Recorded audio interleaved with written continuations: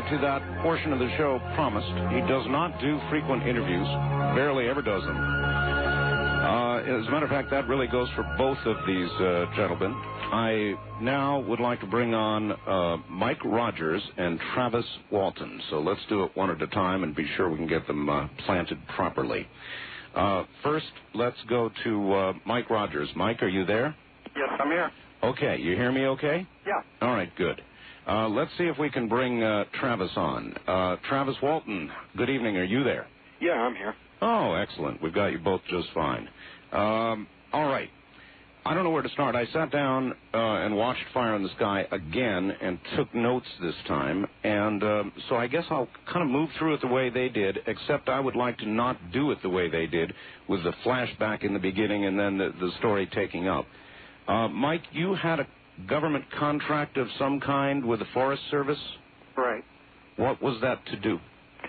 Well, we had to thin out the trees that were damaged and diseased and whatnot after a logging operation and pile the debris. Basically, it's just kind of an ecological program that cleans up the forest after logging and makes the trees grow better. All right, and you were the crew chief for that? Right. How big a project was it? How long were you going to be up there? We'd been on it about a year and a half at that time. Oh, I see. All right. So it was a pretty good sized contract. Exactly. You were married at the time, Mike. Are you still in a divorce status? Right. I haven't been married now for many years. Okay. I guess at the time also the movie went into the thing that you had some financial troubles. The movie took a few liberties. I wasn't really having financial troubles. I was having troubles trying to live the American dream and have quite as much as I wanted, I guess. Mm-hmm. And then it covered a little piece where Travis drove up on a motorcycle and wanted to start a motorcycle shop there. Is that right, Travis? Yeah. So you did do that?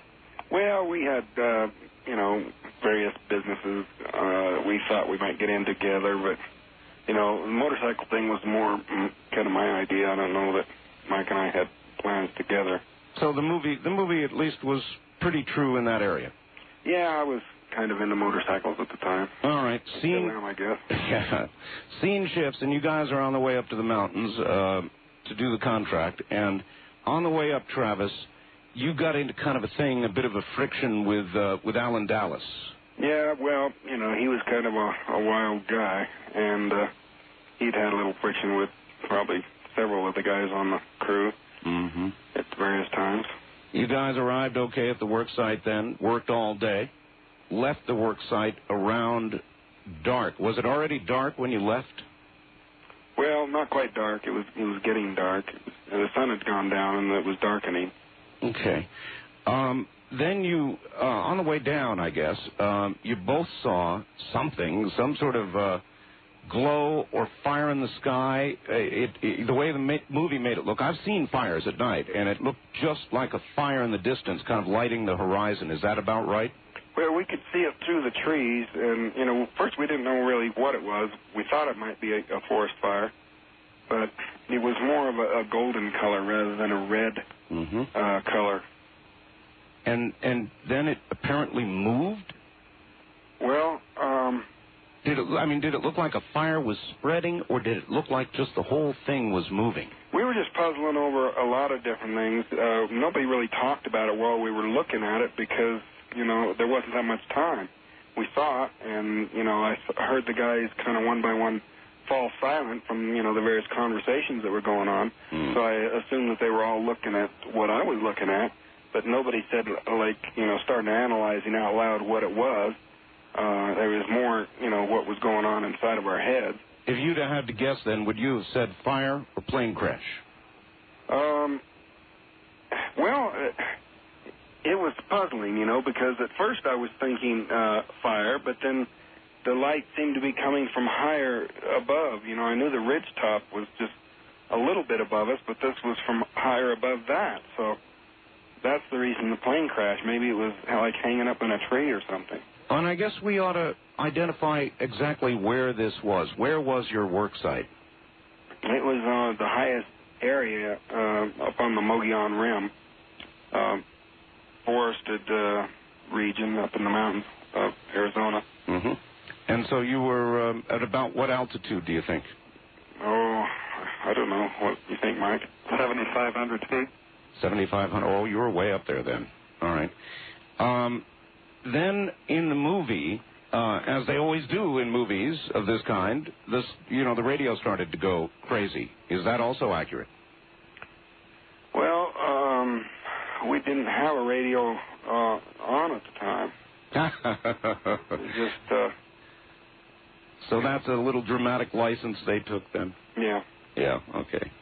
At any rate, did you guys head toward this, or did you just keep going down the road and that took you closer to the light? Yeah, that's the way it was. See, there was just no other way out of there, and we had no choice but to keep going the direction we were going. All right, and somebody yelled to stop the car. Was that you, Travis? Yeah. Yeah, I guess it was me. As soon as we got around this group of trees, this thicket, to where we could see the source of this, somebody in the back yelled out, "It's a spaceship," or something like that. And, I mean, it was unmistakable. It was so close that, everybody knew what it was right off the bat. Nobody needed to say what it was. Okay, in the movie, and again, it's, I'll tell you what the movie did, or I'm sure you know what the movie did. They showed it to be a craft, but then at other times they showed it to be sort of a living light almost.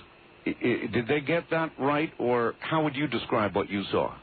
What we saw was very distinct as a mechanical object with, hard, angular edges. It didn't have the shape that they gave it in the movie. Now, the guys described it as looking to be the color of molten metal coming out of a blast furnace. But, they're talking about white hot, golden hot, Sure. So, they gave the craft in the movie a kind of a molten red, flowing sort of look that wasn't really the way it was. How far, if you had to judge, either one of you who saw it, how far above ground was it? If you were going to guess. Oh, I don't know, 20 feet.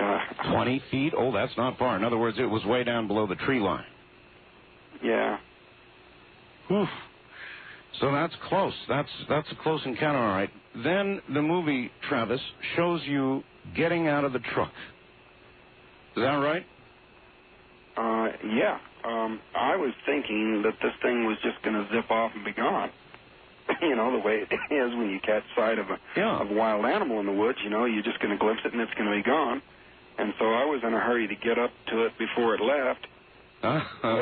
Here's where I got to stop you for a second, Travis. In the horror movies, when inevitably the lady, you hear this noise, this horrible noise, and inevitably she goes to one place she shouldn't go, down to the basement, where something eats her.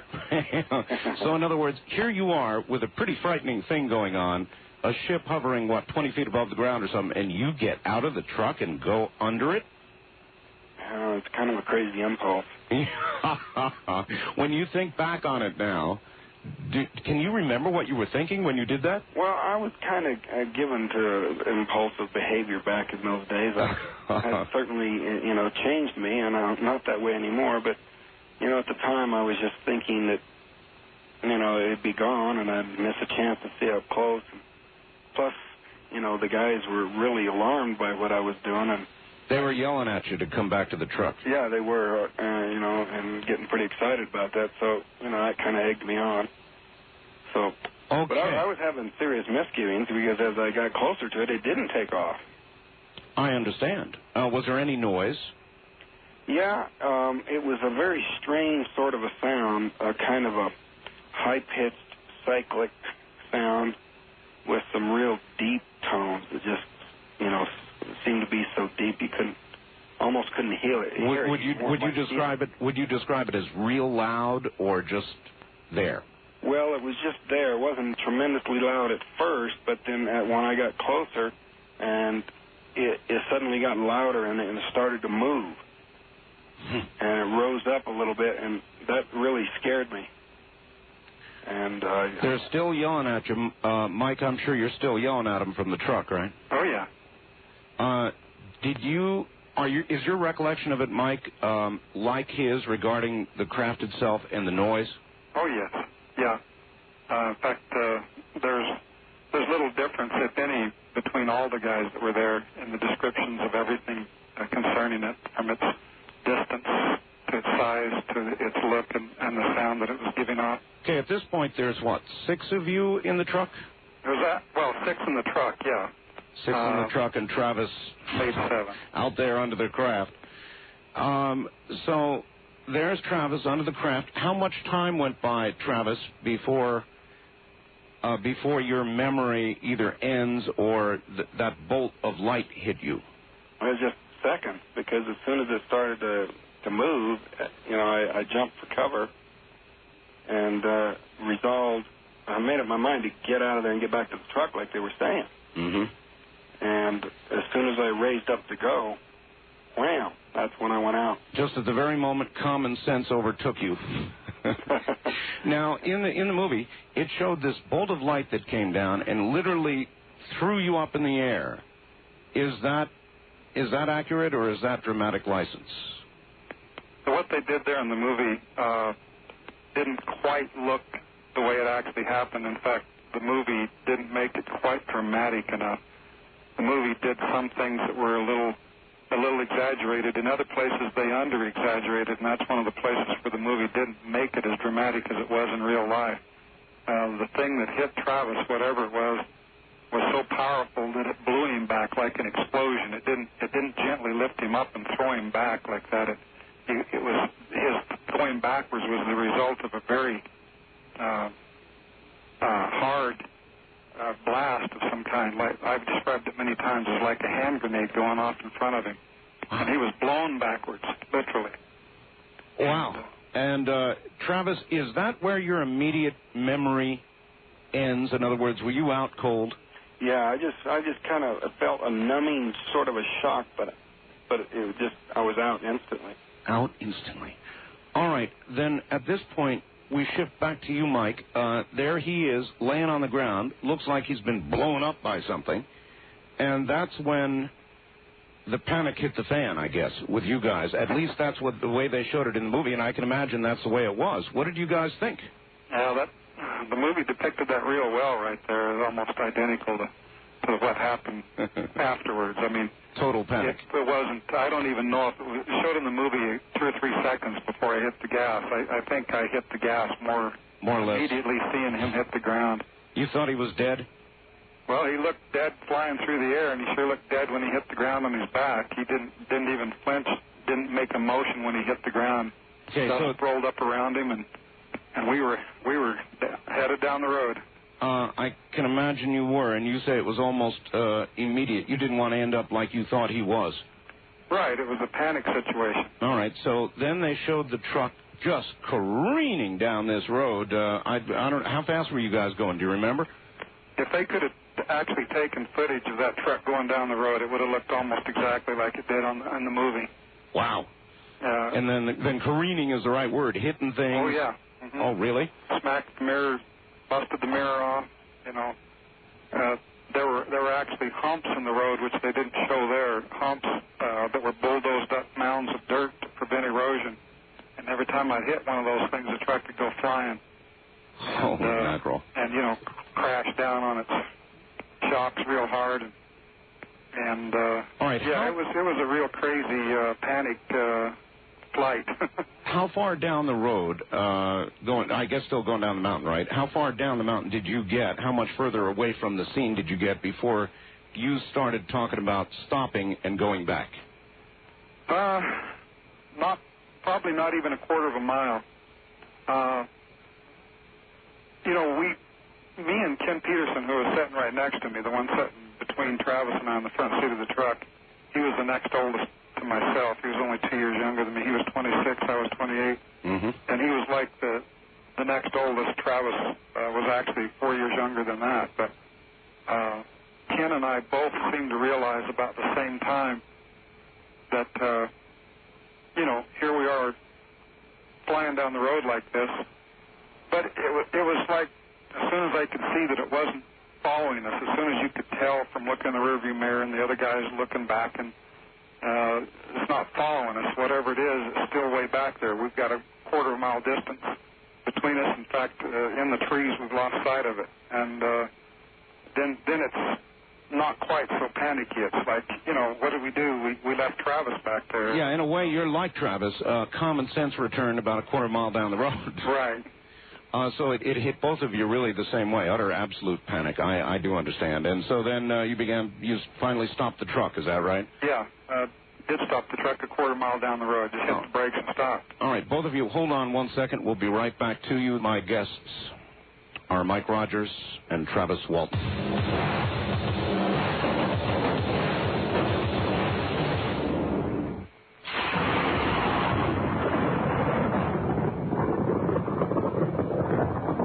Back now to Travis Walton and Mike Rogers. I'll try to give them equal top billing here as we go along. Back with you again. So, Mike, the truck stops, and you say what? Well, Ken and I looked at each other, and nobody said anything for a moment. No. And I said, finally, we're going to have to go back, And somebody in the back, Alan, I think, yells out, "What?" We left Travis back there, and he certainly looked hurt.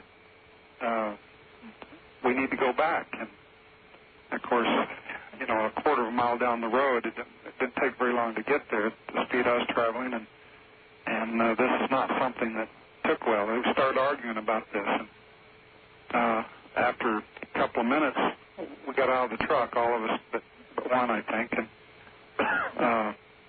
we stood out there on the other side of the truck,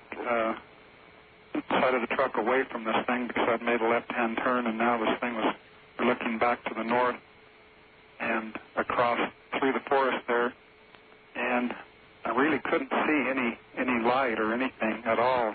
We put enough distance between us, and the forest was thick enough through the quarter of a mile of foliage there that we couldn't see a thing. Yeah, dark again. Right. And we're standing there in the dark. And it was even a moonless light. There was a sliver of a moon just about to go down on the horizon, just a sliver. And it was really getting quite dark there. And so after a little bit of a hectic discussion, a wild and crazy attempt to explain what had happened to each other, there was no sense going on there at all, really. The only sensical thing was that Travis is still back there, and we don't know what happened to him. We don't know what's happening to him. We need to go back. It wasn't very brave of us to leave, and we need to go back. And finally, we just made the decision, at least Ken Peters and I made the decision, that we had to go back. Unlike the movie, where in the movie they had the guys stand there by the road, that's one difference there. In reality, everybody elected to get back in the truck and go back rather than stand there in the dark. Oh, that's a pretty big difference. Yeah. And as a matter of fact, I would think the other guys would resent the way the movie portrayed them. Well, yeah, there has been a little of that. Well, for all of us, I guess. There's been the good and the bad as far as the way we looked at the movie, but this was one particular difference that made a lot of difference to me, because it made it look like I was the only one that went back at all and had any, look-see, when in reality everybody went back.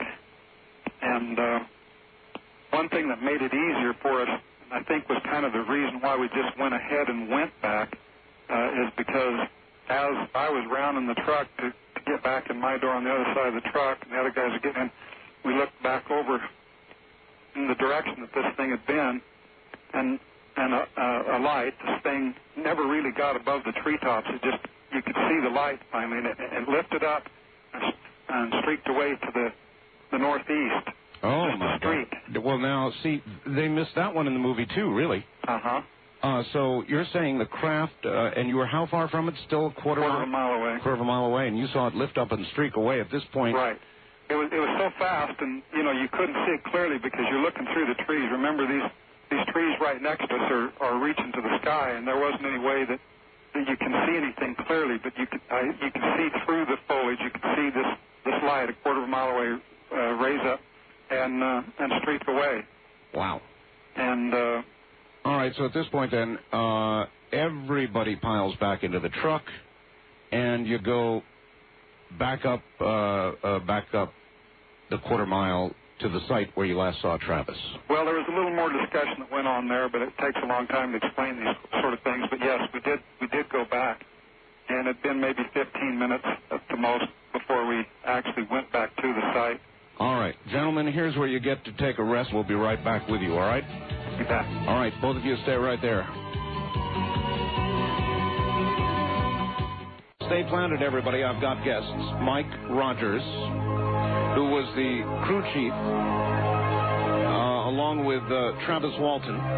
Travis is also here. And we're talking about an incident that occurred, an abduction, the abduction of Travis Walton, as depicted in Fire in the Sky, and sometimes not as depicted in Fire in the Sky. In other words, we're getting the real story. Travis had already encountered the vehicle, the craft, whatever it is you want to call it, and it had thrown a light on him, zapped him backwards, literally almost blowing him up. Mike and the rest of the guys had taken off down the hill. They were down the hill, as a matter of fact, about a quarter of a mile away, finally decided to turn around and go back and get Travis as soon as they calmed down after that truck careened down the hill. And they're just about to start back up, and we'll get to them in just a moment. Let me take care of the commercial continuity right now.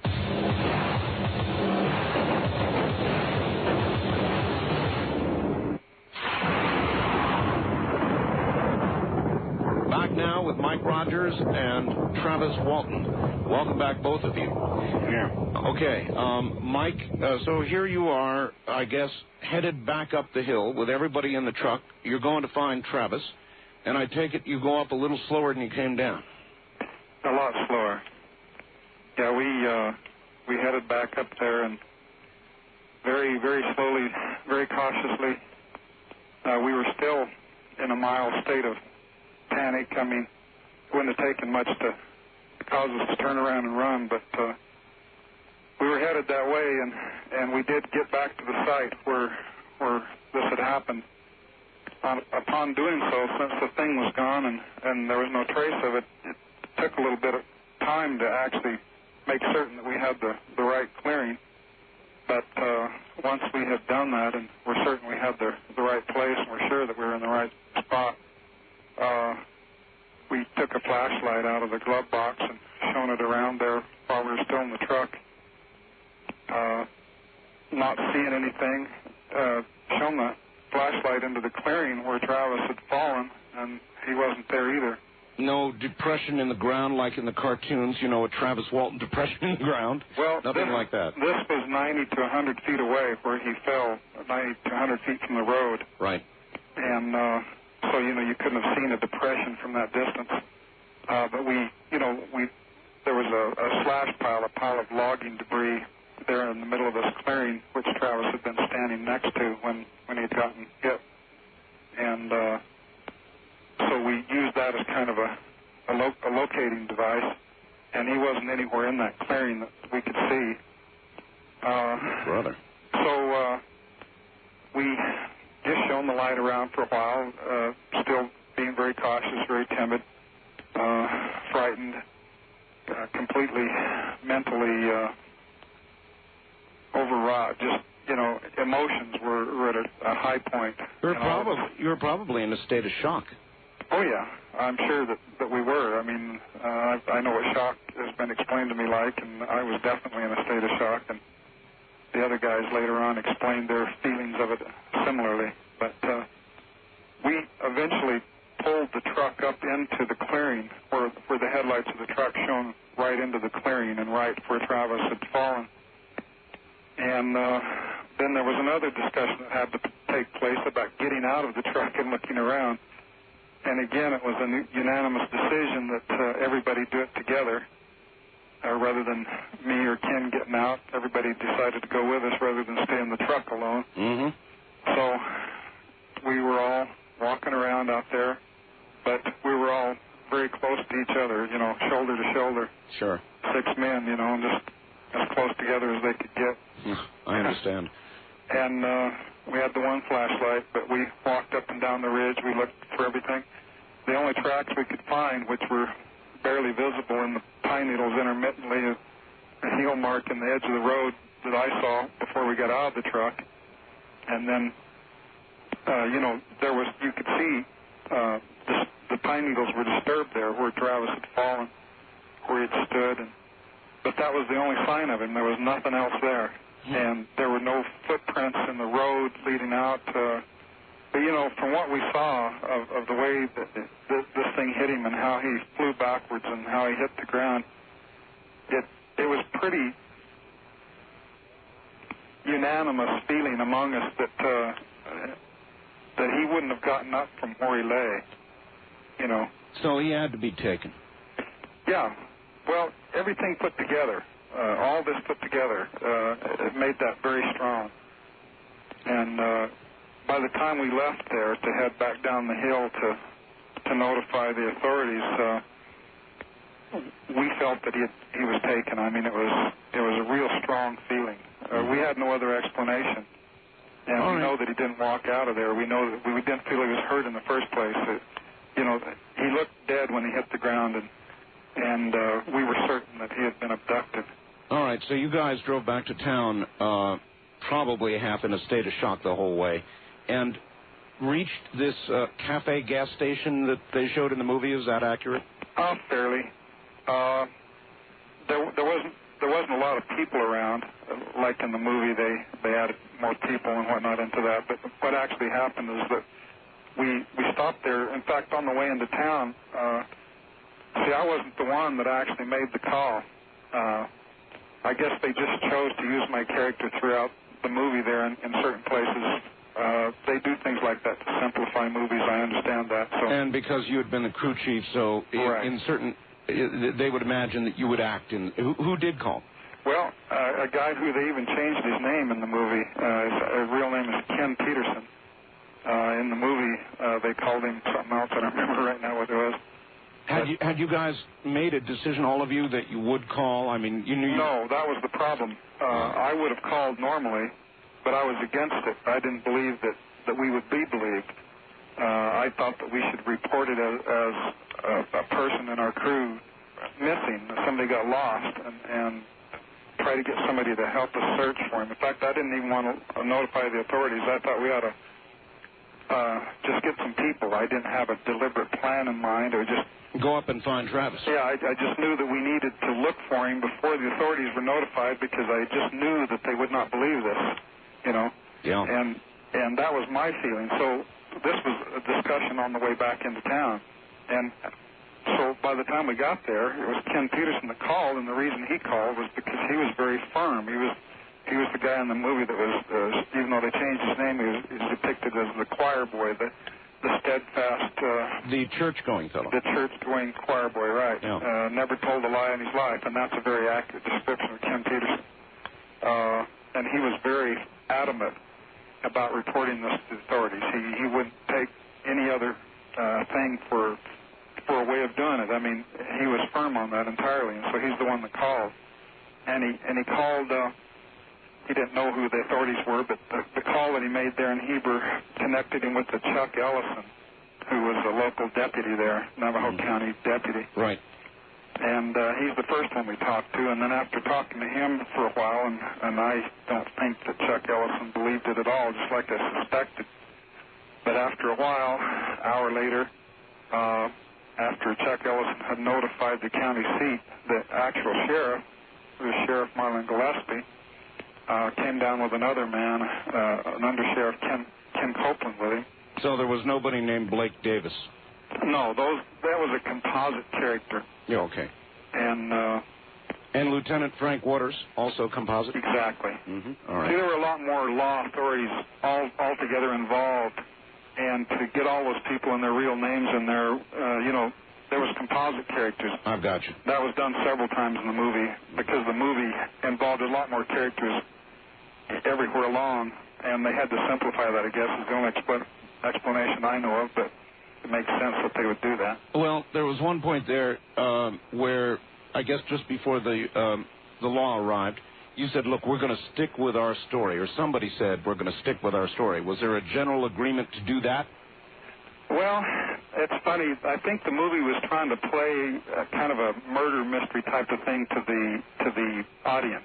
In reality, this stick to it is, let's not have contention among us here, even though we have differences of opinion of what we should do and what we should say to the authorities. It was like, Ken says, I'm gonna call them, and I'm gonna tell them the whole truth here, and I hope you guys don't try to act differently, because this is what we need to do. We need to tell the complete whole truth about this thing and just let the chips fall where they may. Well, you had to know one of the places those chips were going to fall was in the murder column. In other words, they were going to suspect this because of the nature of the story.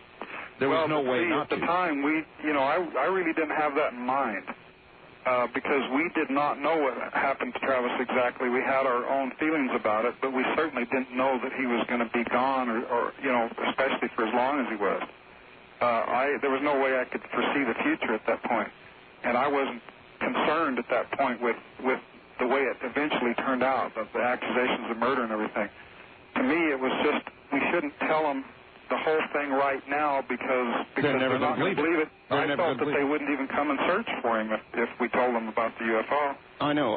I'm curious, Travis.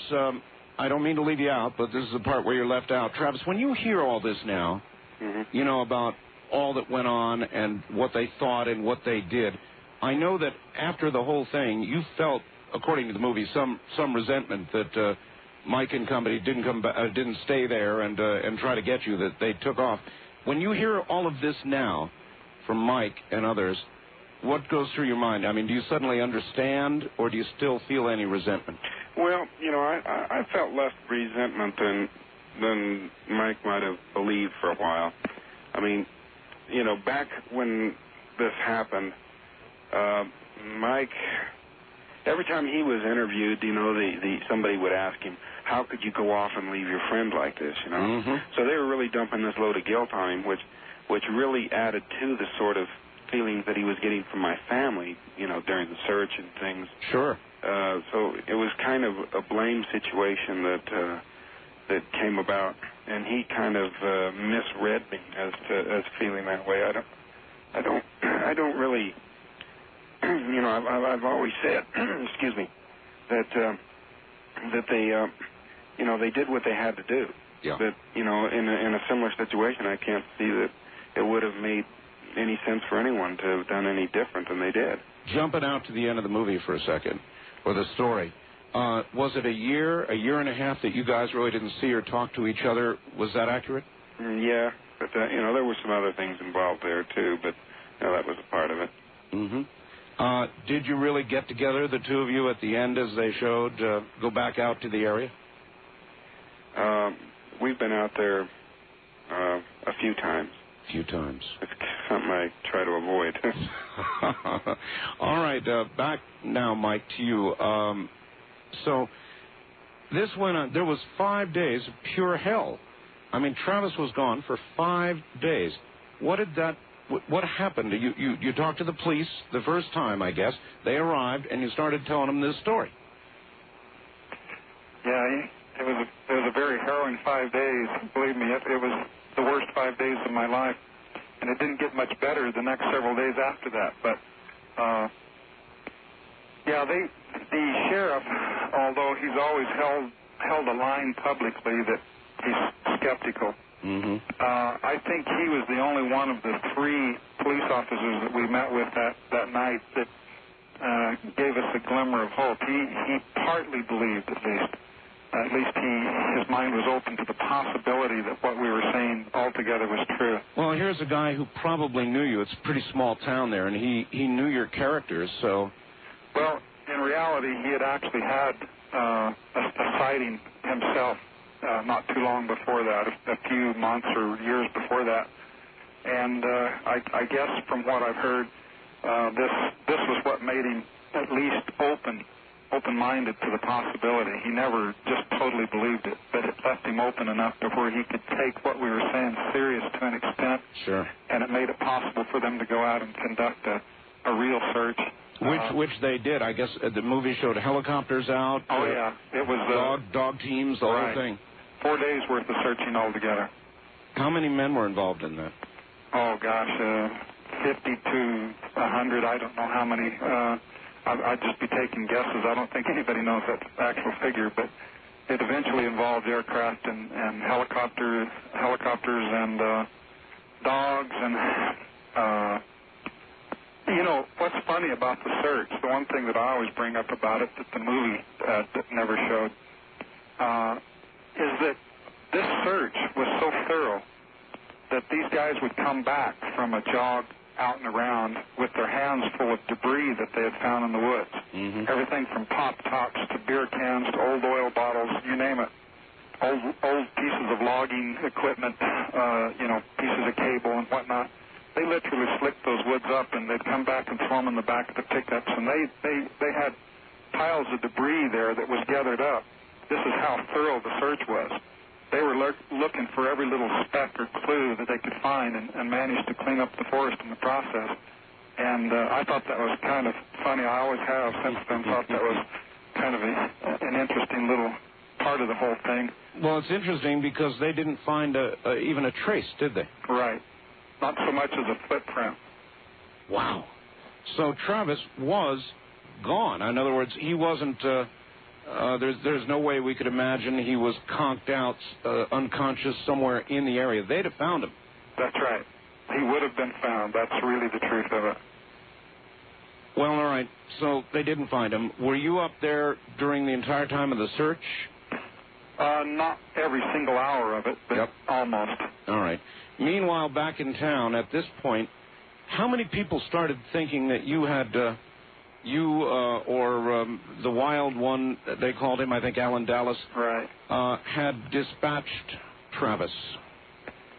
Well, there were people who thought that almost immediately. In fact, in the movie they have Travis's brother called Dan. Right. This is another composite character. In reality, there were two brothers. One's name is Dwayne, and the other's name is Don. And Dan was a name in between, combined the two brothers together. In reality, one brother was very supportive because he believed this, because he had an experience himself a few years before that where he had seen something fairly close range in the woods while he was hunting. The other brother was totally the opposite. He was hot mad. He was certain that foul play was involved, that his brother had been murdered, and there were some confrontations between him and us, the crew.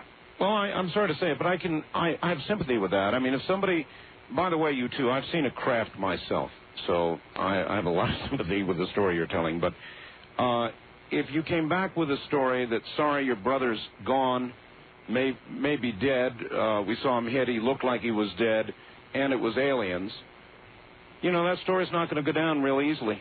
Well, that's what I say. It's funny. The one brother took it that way. He believed that foul play was involved, while the other one, the one that knew me best, was completely supportive and believed everything that we said about it. So two brothers, full brothers, took it exactly opposite from each other. Interesting. Yeah, and that was kind of the whole mode of the town there. That summed up the entire reaction of the town. You had those that were almost completely supportive, and those that were just those who believed that we had murdered him, or the whole thing was a hoax or something. But it was very divided that way, almost down the middle. And that's what made for a real wild situation in the town there for several days. In fact, ever since, really. Well, the fellow they called Alan Dallas, the bad apple or the bad seed or the drifter, was he as hot-headed as they depicted him to be in the movie? Yeah. He was? Yeah. So then there was some reason that, particularly since Travis, did you really have that altercation with him? Well, we nearly come to blows. Yeah. It'd been kind of a situation that cropped up with not just me, but some other guys on the crew. Mike actually got in a fist fight with him, and So then if you're a cop, if you're a lieutenant or the sheriff or whoever, and you're getting told this story, you're going to figure this Alan Dallas character might have done in Travis. Right. Of course, he had an attitude about police too, of course. Yeah, I'm sure he did. Well, then that's exactly the way they showed it. All right. There was a town meeting, Mike, wasn't there? I imagine there were several. But so you didn't really walk in on a town meeting the way they No, said. that was again, that's the condensation of a much bigger story. But I had confrontations with a number of groups of individuals in the town there during that time, and they just chose to do it that way in the movie, which summed it all up, really. I'm sure you were thinking, Travis is never going to be found. I'm either going to be suspected of being or put on trial for murder or something like that.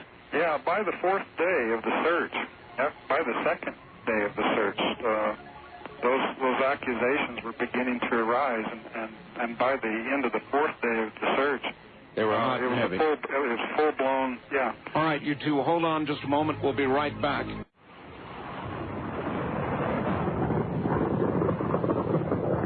Back now to Mike Rogers and Travis Walton. Hi there, you two. We're back on. All right. Now, here we are in town. They're beginning to suspect you strongly and the other guys of murder.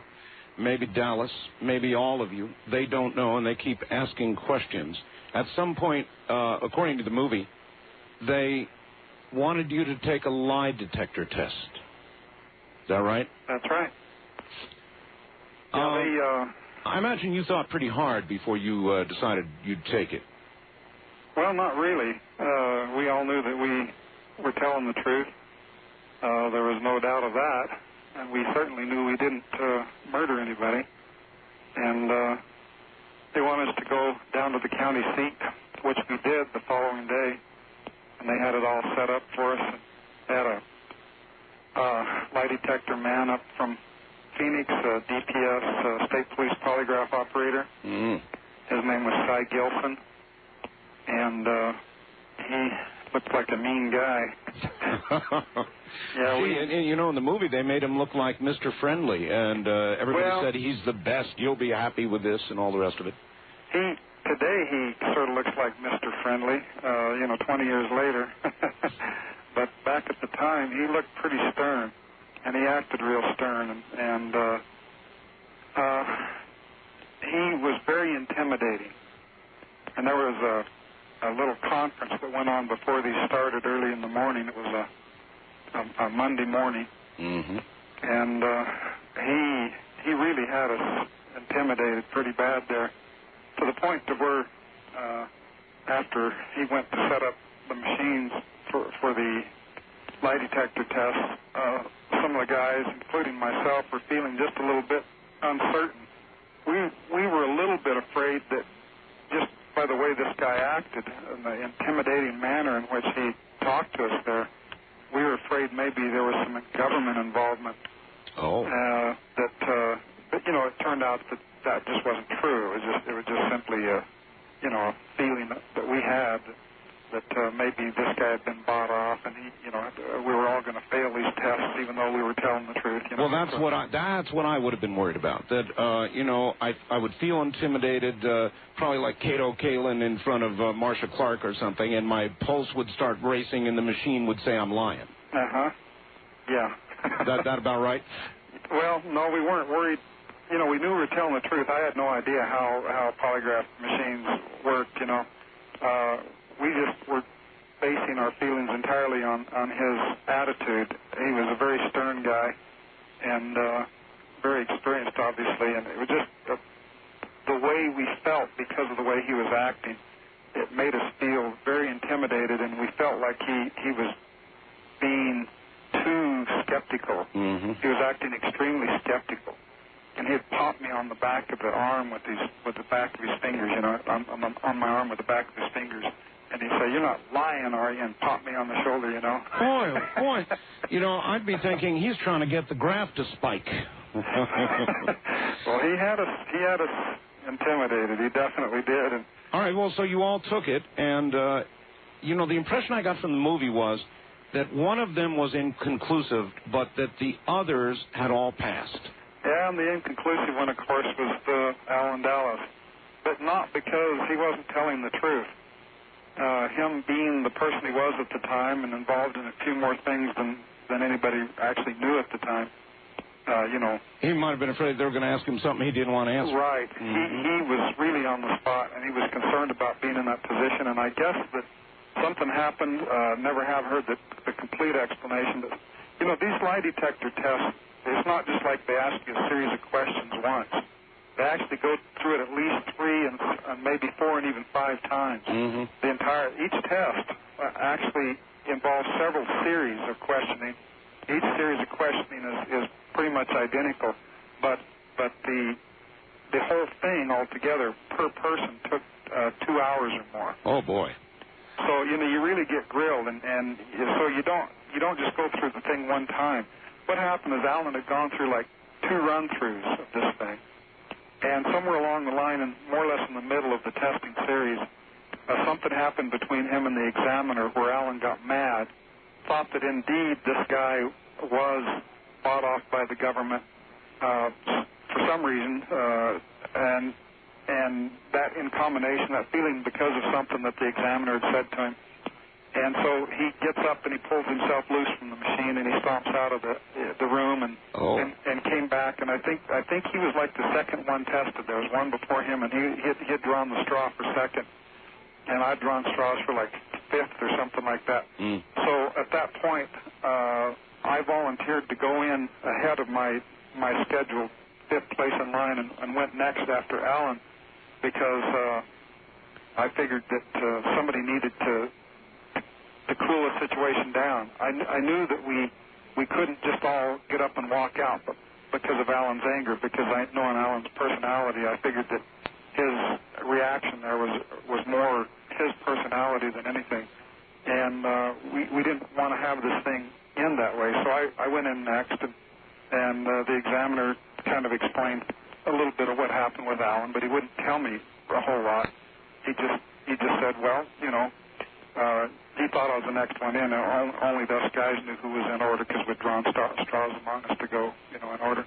But once in there, he went ahead and convinced me by talking to me that he was on the up and up, that there was nothing, going on here. He hadn't been bought off. He was just doing his job. And he was going to give you an honest test. Yeah, exactly. And that's the way he presented this to me. So I went ahead and was tested then.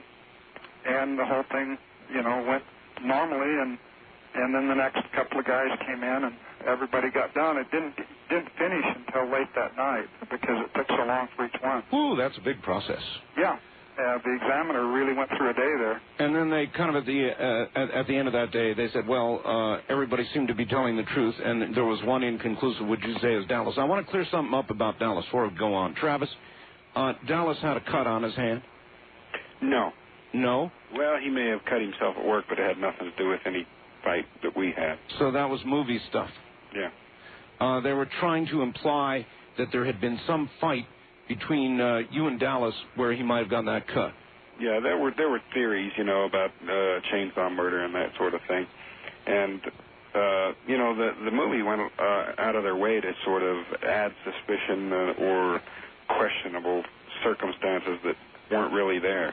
Well, they need a story. Like there was no National Enquirer in the truck that day, Oh, really? No. Now, see, had I been you, Travis, or you, Mike, I'd have been really angry about that because the clear implication was you guys were sitting around the truck, yucking it up, drinking some beer or something, and read this story and decided to perpetrate a hoax. That was the clear implication, wasn't it? Yeah, well, that was the reason they threw that in there, was to add suspicion. And the movie, ignored a lot of, corroborating evidence and threw in a lot of suspicious things that never really happened. Yeah, but that one would have made me angry. Would have made me angry. Because it cast doubt on all of your characters. Well, there is one thing Travis passed over there between him and Alan. Alan did nearly hit him with a tree that day. Yeah. Oh, that was true then? Yeah. I'll be darned. Did you think, Travis, he was out to get you, one way or the other? Or pick a fight with you or something? Well, yeah, and I think that that may have contributed to his anxiety in the testing, because the thrust of the question was, do you harbor ill will towards this guy?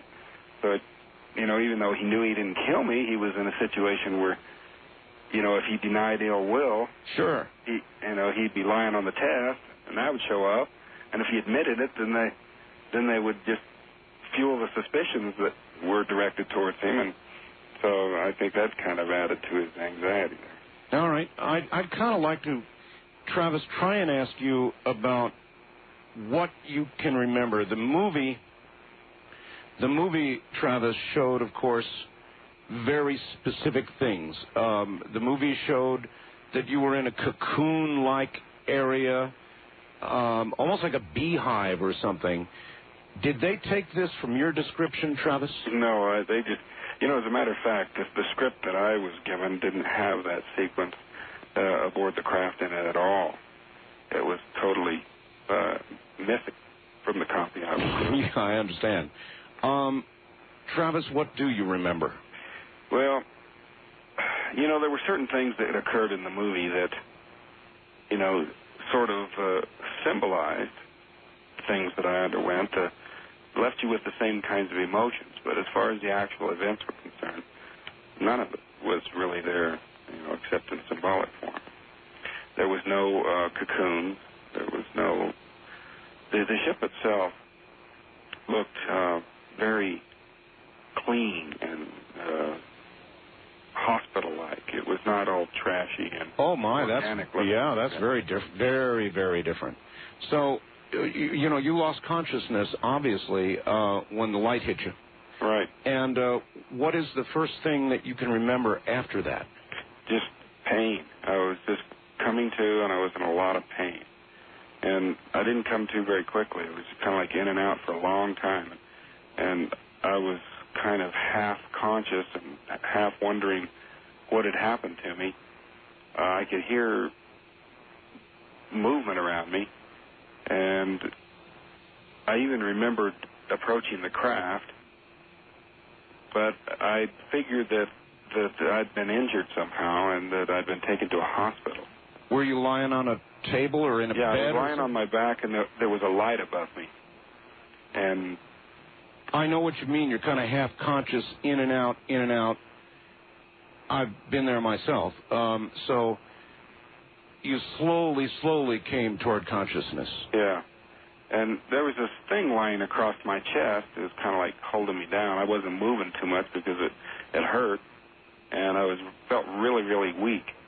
But when I finally got where I could focus my eyes and made out these faces that were standing over me, they were not doctors. This was something that just totally blew me away, is the appearance of these creatures. Can you describe them? Can you remember generally how they looked? Well, they were humanoid. They were just large eyes, kind of large cranium, no hair. No hair. It was just such a shock. It was just combined with the pain and not being able to breathe, it just flipped out. Were they just standing around you, or were they communicating among themselves? Can you recall? Well, they were, kind of standing over me. At least one of them was closer than the others. And when I saw them, I just involuntarily sort of lashed out at them. And I was just so weak that it was just more of a push than anything. And my arm hit him in the chest and knocked him back into the other one. Did he feel... I've never talked to anybody who's hit an alien before. Did he go over easily? Yeah, it was much lighter than I expected. Huh. Even though I was so weak, he just fell back quite easily. But he was solid substance. Yeah, sort of soft and spongy, but, it was as real as anything. And he got pushed backwards. Yeah. I was in a lot of pain and having a lot of trouble moving, but I managed to get to my feet and back away from them. Their thing fell off of me. What fell off? Well, this instrument. I don't know what it was. I don't know what they were doing to me, but whatever was going on, I was putting a stop to it. Did you have a feeling that they didn't expect you to wake up? Well, looking back now, but at the time I was just total confusion. I was in such pain. I wasn't really fully conscious, but at the same time I was, just hysterical. So it was just kind of this animalistic, sort of instinctive fear. Yeah, I hear you. I would be too. Just screaming and lashing out at them. And they stopped when I did that and turned and left the room simultaneously. They all just turned and went out the door. Huh. Oh, there was only one way out of there. It was, can you describe the room? You said it was like a hospital. Was it really hygienic, white color, or? No, it was metallic, but it was just very bare and it was featureless. Incidentally, did you have any sense of movement, Travis? Presumably you were in a moving craft. Could you? No, I felt no movement. No movement. I didn't hear any sounds, like mechanical sounds in the distance either. And, you know, I wasn't in the most tuned-in state, but, you know, I just don't have any memory of anything like that. All right, let me try this. From the time that you were hit with the light until you began to raise from unconsciousness, how much time do you guess passed? You know, that's something that really bothered me because, you know, the time that I recall aboard the craft, you know, even though I was hysterical, and it kind of affects your perception of time. Sure. Couldn't have been more than an hour or so at the most, probably less than an hour. And in this span of time, even though I was missing for 5 days and 6 hours, I don't know where in there this conscious period occurred. Whether this coming to was soon after I was taken on board or later on. Well, how much, if you had to guess, how much total conscious time can you remember spending in that craft? There were 5 days in real time that went by. To you, how much time went by? Well, it just seemed like a matter of minutes, you know. In retrospect, at the time, it was just like forever. I got to get out of here. It was just total panic. But, you know, it was just less than an hour, probably. So it felt like less than an hour in the craft total? Yeah. Wow. I don't know whether there was some sort of time dilation or contraction effect going on here, or if I was just unconscious the rest of the time. Maybe it was your last. It was the last hour before you were actually returned. Maybe you were unconscious for a very long time. I know that in the movie they examined you when you got back, and they said you had not eaten or had anything to drink in 5 days. Is that accurate? Well, the medical tests are kind of, I don't know. I need to look into this perhaps, but they say that if you haven't eaten for 5 days, that you'll have certain chemicals in your urine that will, you know. It'll begin to show up in your urine, yeah. No, but, you know, I don't know. Is that true of an unconscious person? You know, I don't know. I would imagine so. In other words, the body's processes, conscious or unconscious, continue. And if you have not had nourishment in that time, then I would imagine that would be so. So you spent an hour of conscious time in that craft. Did they ever come back into that room? No. I was afraid they would, though. I was really terrified of that. And they'd gone out this hallway down to the right, so I just took off to the left, just running. Oh, wait a minute. There was an open door? Yeah. Oh, excellent. I figured they'd have locked you in, but they didn't. No. So you just walked out? Yeah. And they went to the right, so you went to the left. Yeah, that'd be my choice, too. Yeah. Well, I tried to find a way out, and pushed some buttons and controls and things, you know, trying to open a door. Crazy, desperate sort of things, but this was interrupted by a person, a being coming in who I took to be human. I figured I was saved. And when he motioned for me to go with him, I went, thinking that, you know, he was, you know, saving me, rescuing me. Uh-huh. And he led me out of this craft. Out of a craft? Yeah. And at this point, it was parked inside of what appeared to be, well, it was either a building or a part of a larger craft. Wow.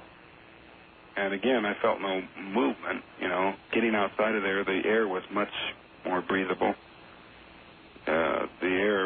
the light was brighter. Seemed. So you were either walking out. You walked out of this one craft either into like a hangar or a building or another craft. Who could tell? I guess, huh? No. But it was completely enclosed. Yeah, there was like panels where light was coming through. You know, whether these were artificial lights or actual sort of translucent windows, I don't know. But I didn't get too much a chance to look around. He hurried me out of this large room, down a hallway to another room where there were some more people like him. All right, that's where we're going to have to break it off. You two take it easy for a few moments. It's a great cliffhanger point anyway, and we'll be right back. It absolutely is. I make no guarantees about getting to the telephone. We're going to let this story unwind as it needs to unwind. And in just a moment, we will return to our guests. Travis Walton, the abductee, Mike Rogers, the crew chief in the group in which Mr. Walton was present when he was abducted. And we'll get back to them in just a moment.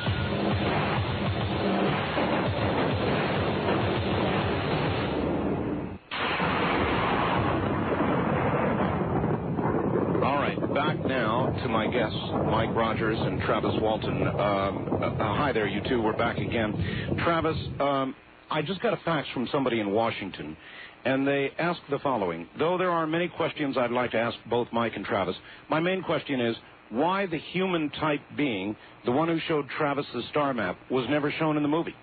Yeah, that's very curious, you know, and I've always been really amazed at how many times I've been interviewed over the years in which this being is just kind of like excluded from the report. It's, you know, it came off that way from the very start. And to me, you know, the amazing similarity to human is this could be the key to the whole thing. And you know, for people to just ignore this.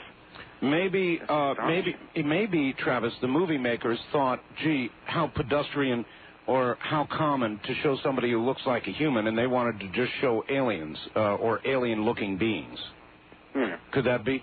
Yeah, you know, I understand the reason for it, but, you know, in a commercial sense, but sure. For me, you know, trying to figure out what's going on here, this seems to be a key element. Did this human type, was he as human as anybody else, or were there any differences?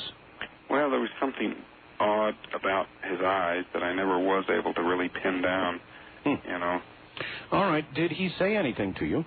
No. I was really trying, but I thought that maybe it was because of this helmet that he was wearing. A helmet? That he couldn't speak to me or hear what I was saying or something. But when he took me to these other people and they didn't have helmets, I started over with the same, you know, torrent of questions, and they didn't answer me either. They just started to well, put on this table. Where were these? Okay, he took you out of the one craft into what was another craft or a building, and to some other beings? Yeah, human-looking beings. Human-looking beings.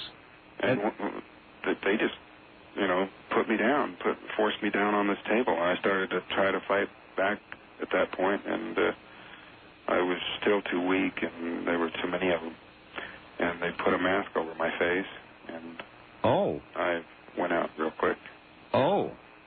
In the movie, of course, it showed this really weird membrane-like stuff being put over you, but it was a mask, and you went out. It was anesthesia of some kind. Yeah. Apparently. I just went out real quick, and the next thing I knew, I was waking up on the roadway outside the town nearest where this happened. Okay, that's something they never showed. They showed you at a sort of a gas station store type affair, all curled up and naked. Yeah, and wet, I might add. So it wasn't raining, and I was dressed. But you know, I looked around after the craft left, and you know, figured out where I was. What kind of condition were you in? I was still kind of weak, and still a little bit of pain. Cuts, bruises? No, not like that. I I was just kind of psychologically blown out, you know. I was just really... Probably glad to be back on Earth. Oh, yeah. You know, I just ran just as hard as I could down across the bridge. There was some lights on in this one building. Did you? Let me ask you, Travis. Did you know where you were when you regained consciousness and looked around? Did you recognize where you were? Well, at first I didn't, but I figured out the stretch of road and the lights down there where I must be, and then ran down into the town. The closer I got, of course, the more I knew that it was the town. Sure. And you know, to make a long story short, I finally was able to telephone my family, and they came and got me. In the movie, of course, you telephoned Mike. Right. But you did not. It was another brother-in-law. It was another brother-in-law. And he came and got you. In the movie, it showed your condition was terrible. I mean, you were all curled up and screaming and not very with it. Is that right or half right or all wrong? Yeah, that was basically how it was. I was dressed, though. I thought it was the same night. I didn't realize how much time had gone by. Wow. And then on the way back, they said something that kind of let me know, you know, that feel your face. You know, I had this 5-day growth of beard. And look at your watch, and you know, so much time had gone by. It was quite a shock to me. I just kind of broke down at that point. As you look back on this now, Travis, do you think you were taken just because you were crazy enough to walk out there under that craft? Do you think they decided you were a target of opportunity? Do you have any idea what they wanted with you? Well, it's all just speculation, you know, but a lot of people, you know, try to suggest that they were waiting for us there, but, you know, I think that it was just kind of an accident. At least I prefer to believe that this was just a bolt from the blue, so to speak, no pun intended. And that, you know, it's just a one-of-a-kind sort of incident that I can just put behind me and get on with my life. Well, I know that you both really love reporters, don't you? Well, there's been a few good ones, but, you know, we've had a lot of trouble with people getting it right, either intentionally or unintentionally. Well, I know I'm interviewed frequently myself by the press, and I worry most about that when you talk to a newspaper reporter, inevitably. I mean, it's like they have to get it wrong or something. Yeah, it's just, I mean, it's not, sometimes it's not like anything malicious. It's just basic facts, you know, people's names, dates, places. It's just never right. Well, that's why radio's better. It really gave me a lot of insight into looking at the news. You know, when I see things going on, I always wonder what really happened there. I understand. But a few of them have had it right. Yeah. Here and there. If you were to guess, and I know it is just speculation, but again, you think it was just all sort of happenstance. Do you have any guesses about what they did with you for that time? Well, it for a long time it was just something that, you know, it was like there was just a fragment of things, and you didn't really have enough information to go on, and it was just something that would have just driven me nuts, you know, to try to piece something together from what I remembered at the time.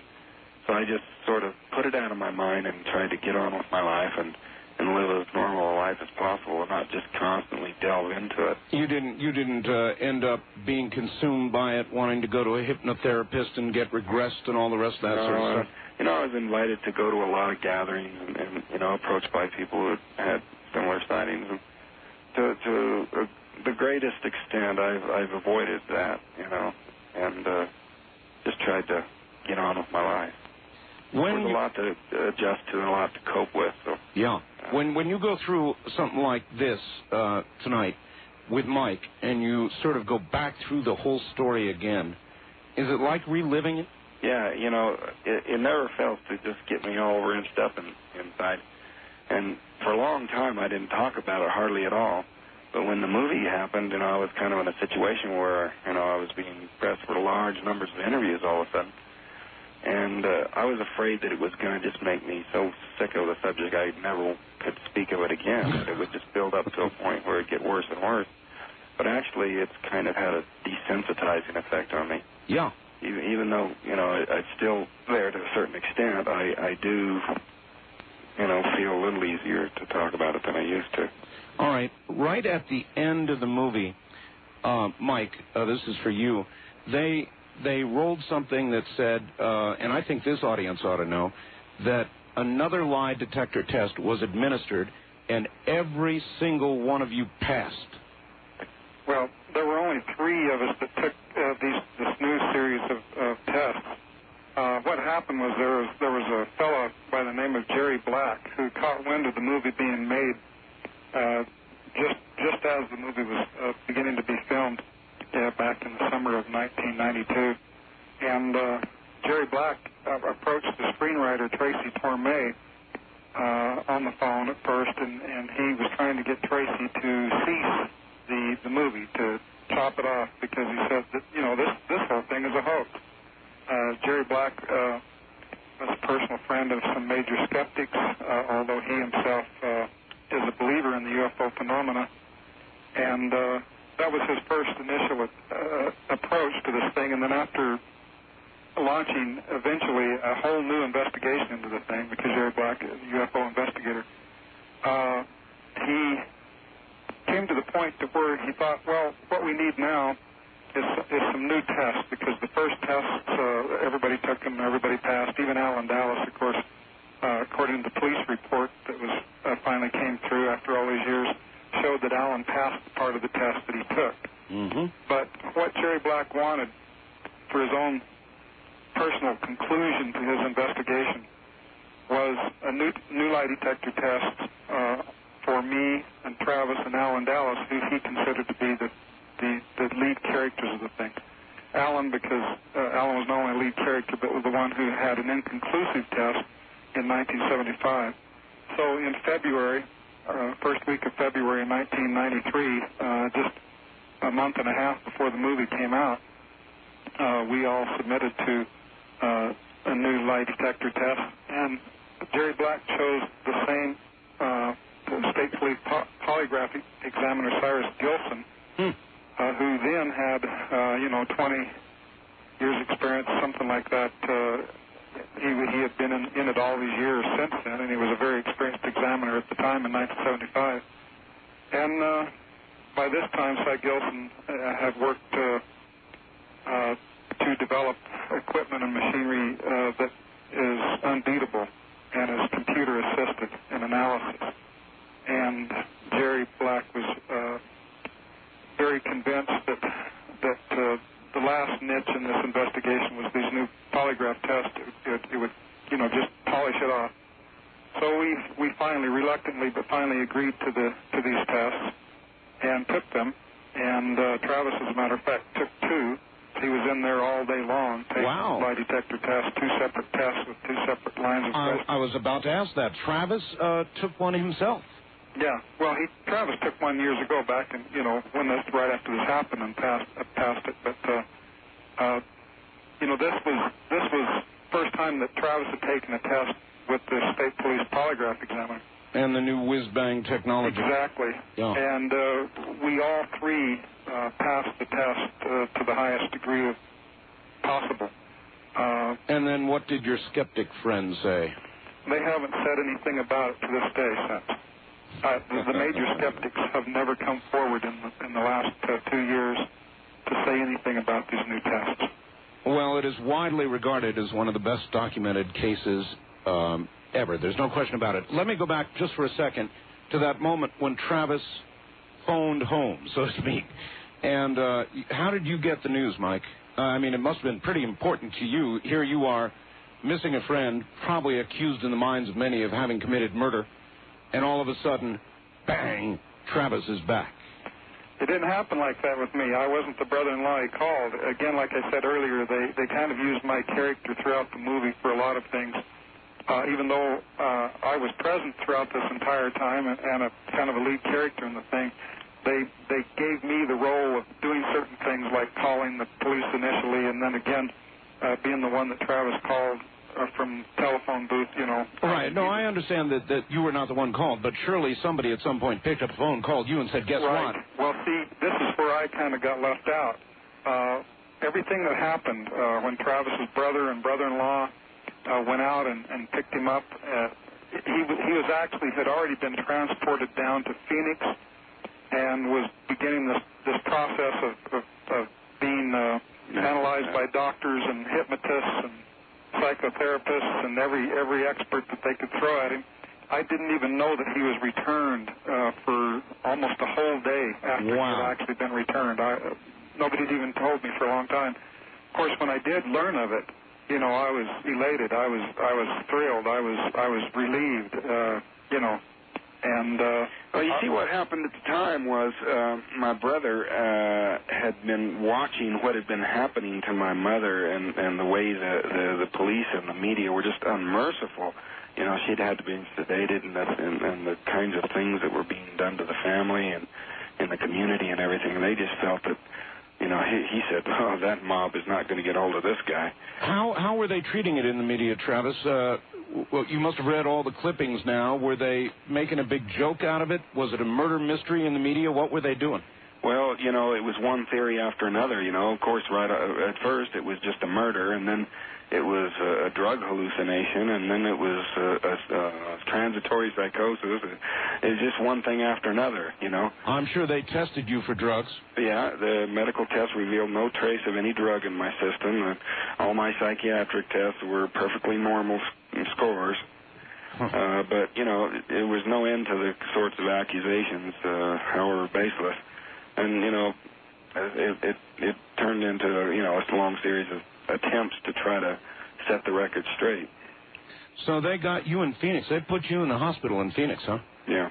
And came at you with, what, a battery of tests and doctors to come in and have little conversations with you? Yeah, that sort of thing. EKG, EEG, you know, the whole shooting match. Did they find anything wrong, anything, for example, that physically could have caused you to go into a coma-like state, say, for 5 days? No, nothing. Nothing like it. Wow. So what did you do, Mike? You heard he was back. You heard he was in Phoenix. And after you sighed a big sigh of relief, I'm sure, because you were accused and your friend's back, what did you do? Well, obviously, I wanted to get down there and see him, you know, but I wasn't able to do that for another couple of days more. It was like maybe 3 days before I was actually able to see him for the first time. And this is one area where the movie Fire in the Sky actually got real simple. They showed him in the movie being put in a local hospital and treated very normally. And the hospital was quiet, and I snuck in there during the night and got past the nurse to talk to my buddy for the first time, you know. That's right. And in reality, this thing was a media circus. There were a whole team of doctors and people there, and they had him bound up for several days before I was able to ever get a first glance at him. Couldn't hardly go anywhere. Walking across the parking lot of the hospital, hey, there he is, there he is. That kind of stuff. No. It was just crazy, you know, it was crazy stuff. They put me in the hospital under an assumed name. Oh, so... that kind of delayed the media. But at some point, they saw you walking. Yeah. How were you going to handle it in the media, Travis? I'm sure you thought about that. You know, what am I going to say to him? Well, you know, I was just a country boy. I wasn't really very well-versed in these kinds of things. I didn't know how to handle it, you know, and I guess I was a sitting duck at times. So did you talk to him, or did you tell him to get lost most of the time? Yeah, I just wasn't up to talking for quite a while, you know. You still don't like talking about it, do you? No, it's still kind of upsetting, but, you know, I feel that it's important to set the record straight. Maybe it's important for you, too, because every time you go through this, maybe a little, you know, like another piece of it or the pressure of it falls away from you a little bit. Yeah, just a little. All right, you two, stay put. We'll be right back to you. My guests, Mike Rogers and Travis Walton. The story of Fire in the Sky. Only this is the real thing, and we'll be right back.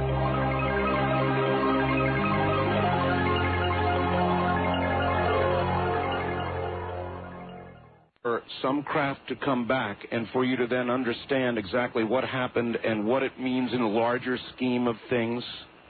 Yeah, in other words, we would like for the mystery to be solved.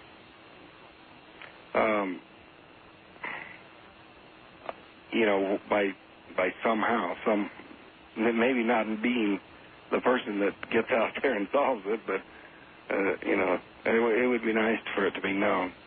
If it's going to remain a mystery, I'd just as soon get on with my life. Yeah, I can understand that, wanting to get on with your life. Travis, of your whole experience, of what you remember of it, what was the worst and most terrifying moment for you? I mean, when you flash back on it and you think of the worst, what was that worst moment? Well, you know, suddenly seeing them and the way their eyes just seem to look into me. Does that haunt you still? Yeah, it does, and that's been, you know, something that's been in the center of every feeling, you know, not exactly flashback, but when I think back, you know, that's the part of it that just is the most intense. Other than when some a crazy person from the media like me comes along and talks to you, is it getting now to the point where you think about it less and less, or does it still come to you regularly? Well, I work at not letting it. You know, when somebody brings it up, I never bring it up, and I just never bring up the topic of conversation. I can't blame you. Are the two of you now close? Would you both say you're close since it, or what?